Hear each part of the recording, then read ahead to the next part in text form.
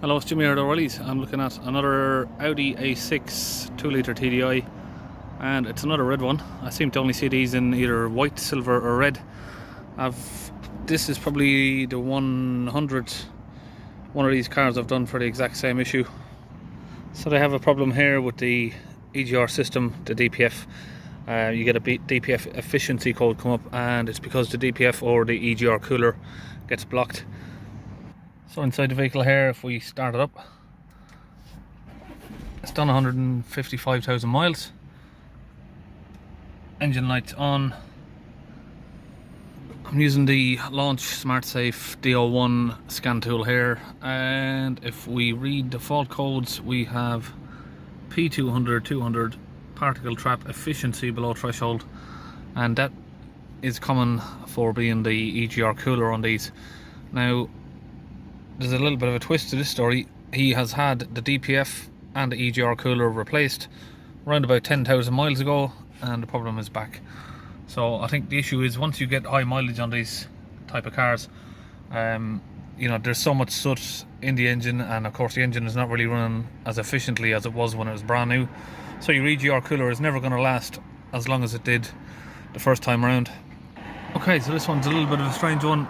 Differential pressure from the low pressure EGR, 0. Differential pressure from the DPF, 0 or 0.1, so it's going into the negatives. If we accelerate it up to 2500 RPM, 16, so it looks like the DPF may be damaged on this. I'm not sure. I'm going to take off the engine cover and we'll have a look at the sensors. So over here, I think we have the low pressure EGR sensor here, and here's the DPF pressure sensor. Okay, so I'm using a manometer on the pressure sensor there. We are getting 86.5, and I can show you something on these cars. Is if you disconnect the airflow meter, that'll change. So if we disconnect the airflow meter,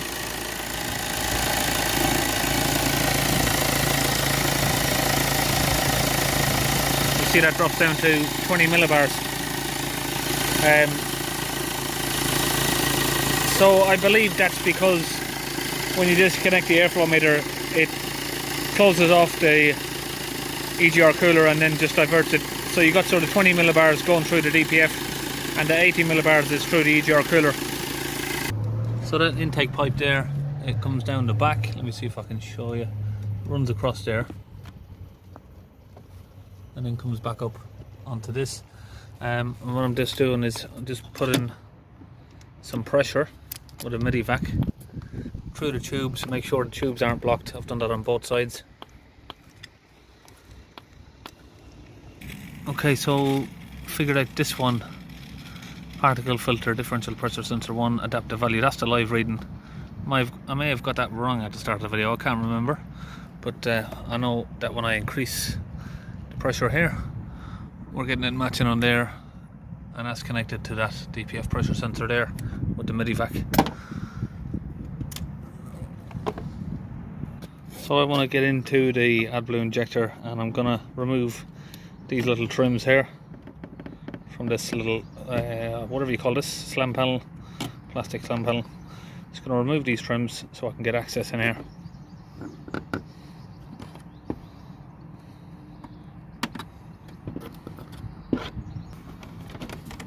Pull her up from the front end, you can get that out.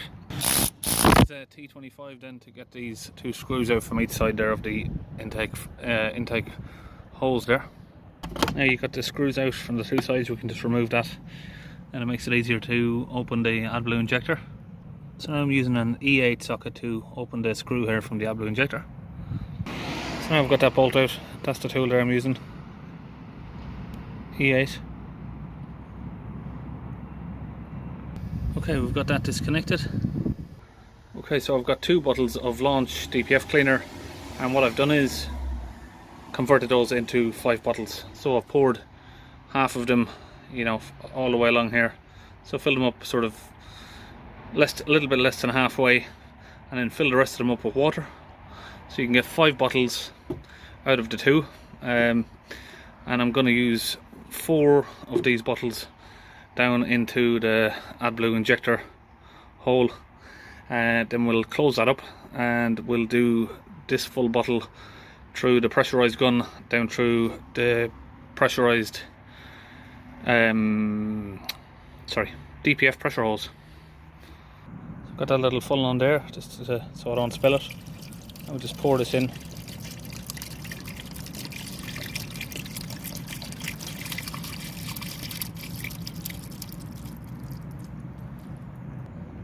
And 2.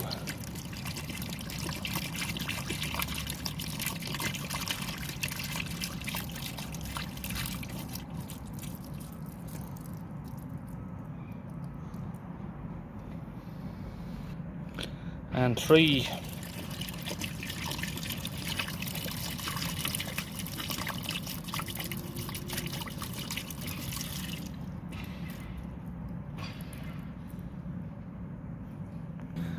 And 4.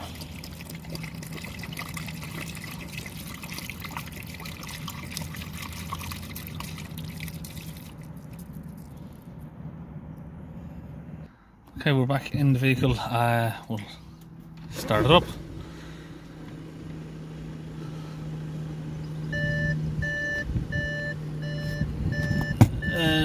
Just got the beeping because the door is open, so we'll just keep an eye on these pressures.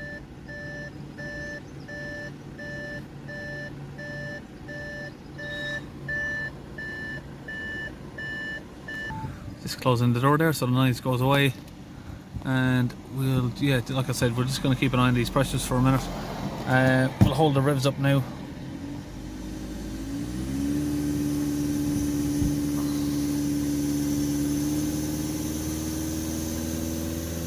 Up as far as it goes.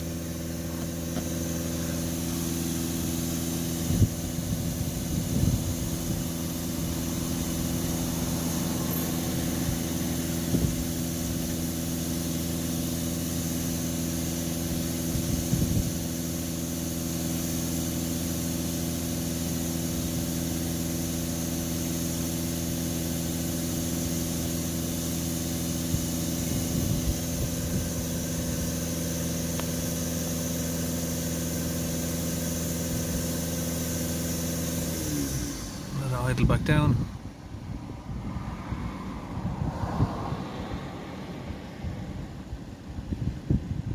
We'll accelerate it back up again. Just hold it here, see how far down that can drop.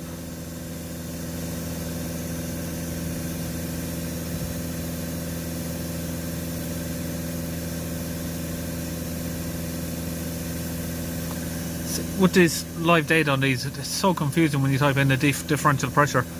It comes up with sort of about 8 different ones.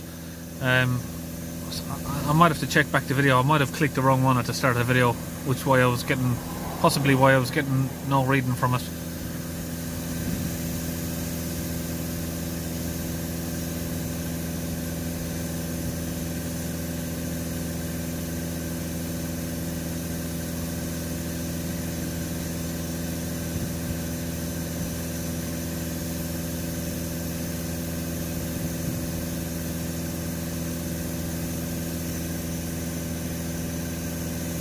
You see there, we'll get a lot of smoke coming from the back of the car.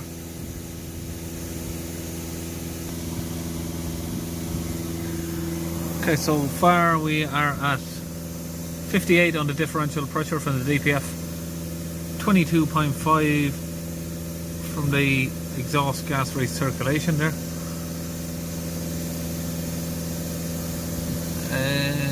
Did we have the low pressure EGR cooler, 0 grams, so that's how much is going through it, I think. So we're not getting a movement on that at all.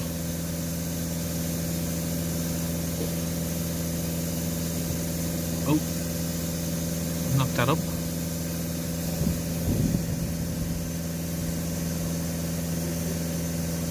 Okay, we'll let it idle down.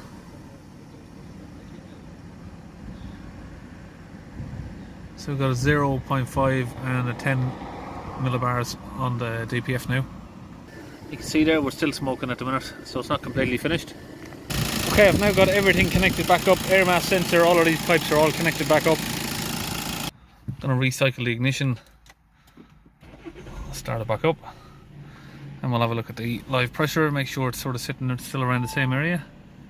So we've got 7 millibars and 0.2 from there. We still haven't got any movement on the low pressure EGR there.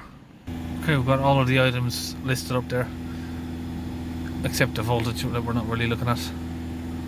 Let's click that down.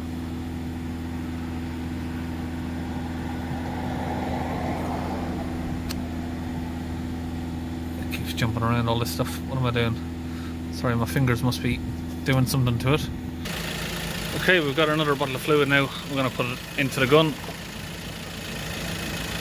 I'll get that in there.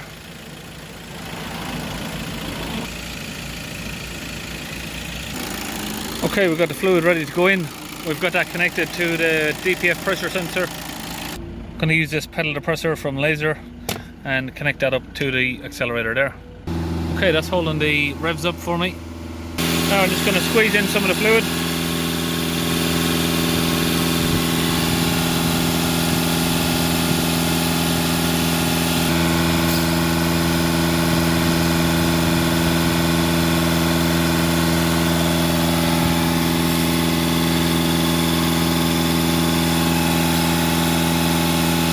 Okay, it's all back together. We finished all the fluid in there, and we're just going to wait until that smoke dies down a bit.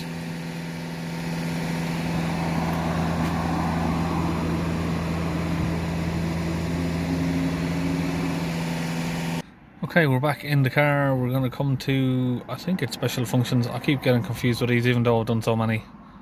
There's a few different ways around resetting these. DPF matching.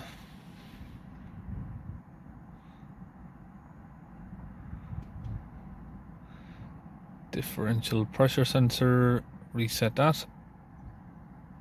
Not available. Particle filter adaptation. No, doesn't have the function. Differential pressure, try that one.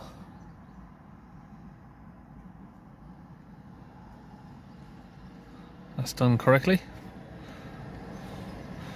We'll come back. Let's have a look at the DPF regeneration.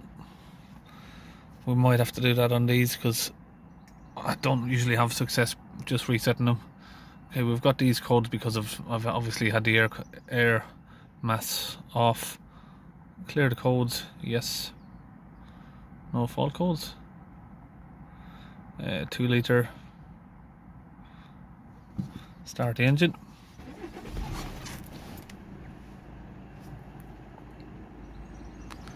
Tank level check.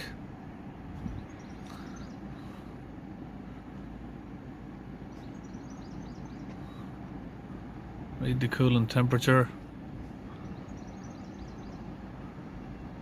Current temperature is 92 degrees, that's fine. Read the carbon deposit load. Measured 653, calculated 20.16. So we need to get that under 6. Okay, so if you're a normal watcher of my channel, you'll probably know that I don't really like doing regens unless it's absolutely necessary. But these cars, I can't seem to figure out a way to reset these grams of soot. So the only way to get them to come down is by triggering off a regeneration for a few minutes. Now these cars run a regen at very low revs, sort of like 1500 RPM. So we're going to let that run for a while and hopefully we should see the grams of soot reducing. Okay, so I've went in through the guided functions and I've ran that until we've got down just under 6 grams of soot, and it's taken about 20 minutes. So now we can go back from the guided functions. So I've done it through here, guided functions at the top. Sorry, I'm not sure if you can see the screen. Is it clear? This is terrible. So yeah, I've done it through there.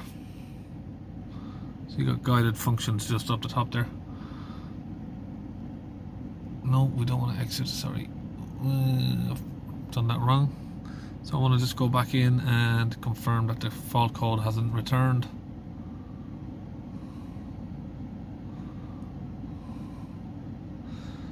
So that's all good. Engine lights are all now disappeared and the vehicle should be fine. Okay, that's it. All finished on this. See you next video.